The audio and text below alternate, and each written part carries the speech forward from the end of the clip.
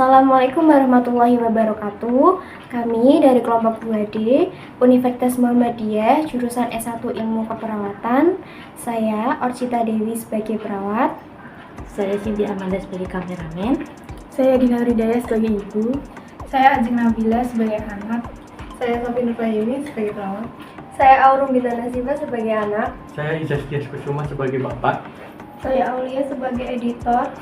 Kami akan membuat video tentang perawatan asma. Silakan teman-teman untuk menyaksikan video kami. Baik, Bapak, Ibu, dan Adik, sebelum kami memulai edukasinya, izinkan kami memperkenalkan diri terlebih dahulu. Saya Orcita, bisa dipanggil Oci. Saya mahasiswa keperawatan dari Universitas Muhammadiyah Semarang. Di sini saya tidak sendirian, saya bersama rekan saya. Saya Sofi Nurfayuni, juga dari Universitas Muhammadiyah Semarang. Baik, di sini kami akan melakukan edukasi tentang perawatan asma. Sebelumnya, apakah di keluarga Bapak Ibu ada yang memiliki penyakit asma? Kebetulan ada Mbak, anak saya nomor pertama. Adiknya namanya siapa? Binta. Binta. Oke. Adik Binta, biasanya kalau asmanya kamu karena apa? Karena udara. Udara yang seperti apa? Apakah udara yang kotor atau mungkin dari debu, polusi? Dari polusi. Oh, dari polusi. Baik. Sebelumnya dari Bapak, Ibu, atau adik, apakah ada yang tahu apa itu penyakit asma? Kurang tahu. Kurang tahu. Baik, di sini saya akan jelaskan. Apa itu asma? Asma adalah kelainan yang terjadi mengakibatkan peradangan atau inflamasi pada saluran pernapasan. Lebih detailnya lagi seperti penyempitan saluran pernapasan. Jadi ketika udara masuk dan keluar itu tidak bisa maksimal. Akhirnya dia bisa menimbulkan suara meni, yaitu gejalanya sesak nafas. Kemudian untuk penyebabnya asma, itu yang pertama ada alergi. Alergi itu contohnya debu. Kemudian bulu binatang, kemudian serbuk bunga dan polusi seperti Dek Binta tadi yang katanya kalau menghirup udara kotor seperti polusi dia bisa mengakibatkan sesak nafas. Kemudian pemicu yang selanjutnya penyebabnya ada stres. Ketika emosi saat menyelesaikan masalah itu biasanya bisa menjadi pemicu penyebab timbulnya asma menjadi kambuh. Kemudian ada lingkungan kerja seperti bekerja di tempat berpolusi, bekerja di bahan kimia, atau mungkin di laboratorium hewan. Kalau di tempat polusi contohnya seperti supir angkot, jika dia tidak menggunakan masker, kalau dia memiliki penyakit atau riwayat asma bisa kambuh. Kemudian jika di bahan kimia, jika dia terpapar bahan kimia yang mungkin berbahaya, itu dia juga bisa kambuh asmanya. Kemudian kalau di laboratorium hewan, dia tidak menggunakan masker, sarung tangan, dia tidak menjaga kebersihan, kemungkinan besar dia juga menjadi penyebab pemicunya asma. Kemudian ada perubahan cuaca, seperti cuaca yang tidak menentu, kadang hujan, kadang musim kemarau, kadang musim bunga. Kalau mungkin yang di daerah negara luar yang memiliki lebih dari 2 musim. Kemudian yang terakhir, olahraga atau aktivitas berat. Kalau semisal beraktivitas tidak sesuai frekuensinya, kalau semisal lari tidak diimbangi dengan jogging, atau mungkin dia punya penyakit asma tapi dia memaksakan lari cepat, itu bisa juga menyebabkan timbulnya asma. Seperti itu. Sampai di sini apakah ada yang mau ditanyakan? Belum ada. Oke, saya lanjut ya. Kemudian tanda gejala asma. Yang pertama ada suara meni. Suara meni itu biasanya gejalanya kayak rasanya sesak nafas. Itu karena saluran nafasnya menyempit. Jadi dia butuh obat untuk melebarkan saluran pernafasan. Kemudian timbul batuk yang terus-menerus. Kalau tidak segera diobati biasanya bisa terjadi perdarahan. Kemudian ketika malam hari merasakan dada ini kayak rasanya berat banget gitu dan susah untuk bernafas, tidak bisa tidur dengan nyenyak. Kemudian yang terakhir yang tadi seperti suara meni, timbulnya sesak nafas. Gitu. Kemudian untuk selanjutnya, apa yang terjadi jika asma tidak ditangani atau diobati dengan segera? Yang pertama ada hipoksemia. Hipoksemia itu kondisi oksigen di dalam darah itu di bawah batas normal. Normalnya itu 95 sampai 100. Kalau di bawah 95 dia akan mengalami kekurangan oksigen. Biasanya tadi sesak nafas. Dia nggak bisa melakukan pertukaran oksigen dan CO2 dengan maksimal seperti itu. Kemudian gagal nafas. Gagal nafas itu ketika udara dari paru-paru tidak dapat keluar dengan lancar. Karena biasanya penderita asma itu lebih sulit mengeluarkan karbon dioksida daripada menghirup oksigen. Seperti itu. Kalau semisal dia karbon dioksidanya berlebih, maka dia akan mengalami gagal nafas. Yang terakhir ada emfisema. Emfisema itu penyakit obstruksi paru yang bersifat kronis, ditandai dengan adanya kelainan anatomis. Jadi rongga paru-parunya ini dia melebar. Gitu. Sampai di sini ada yang mau ditanyakan? Belum ada. Oke. Nah, kemudian untuk pengobatan asma itu ada yang pertama non farmakologi atau tidak menggunakan obat secara terapi.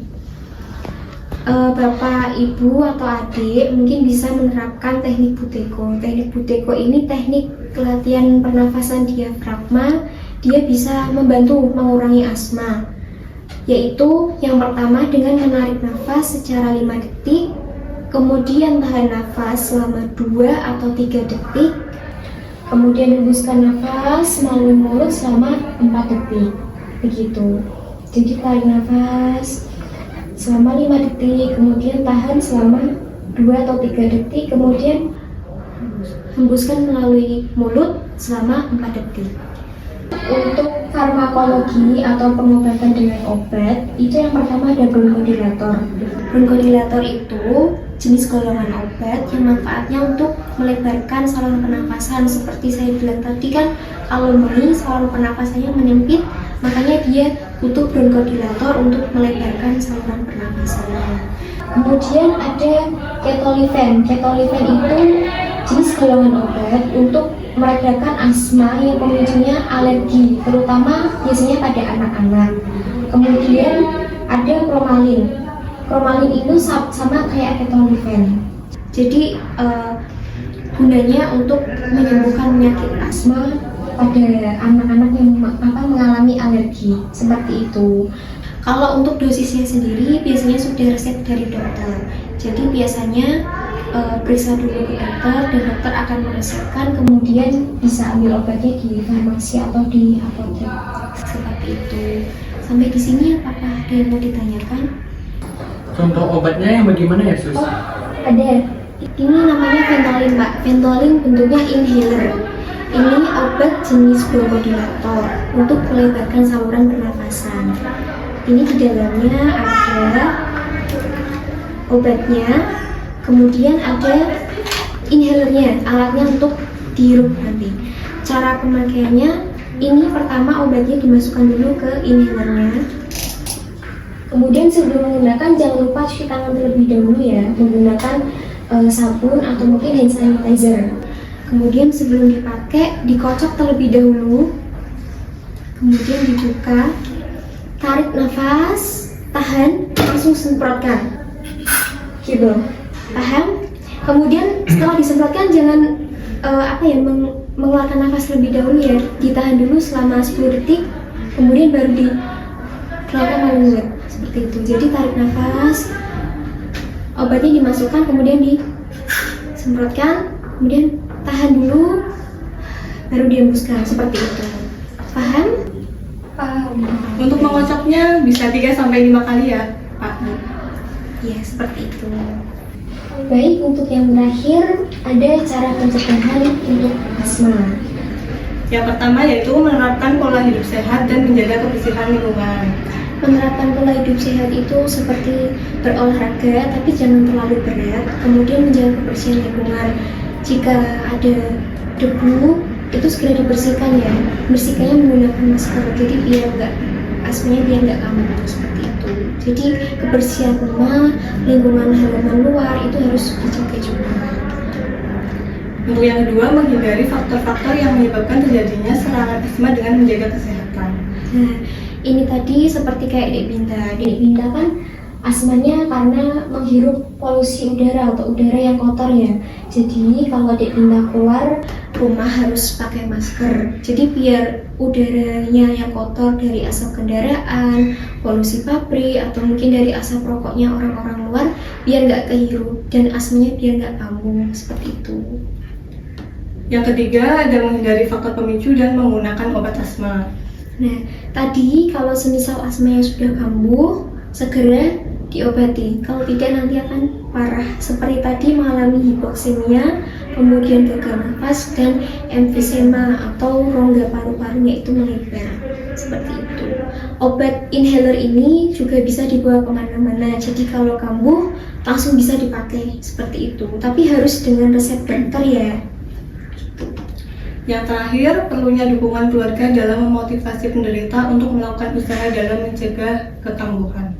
Nah, ini untuk bapak atau ibu diperhatikan ya kebersihan lingkungan rumahnya, kemudian untuk kesehatan anaknya juga perlu diperhatikan. Sebelumnya saya mau bertanya, bapak apakah perokok? Iya.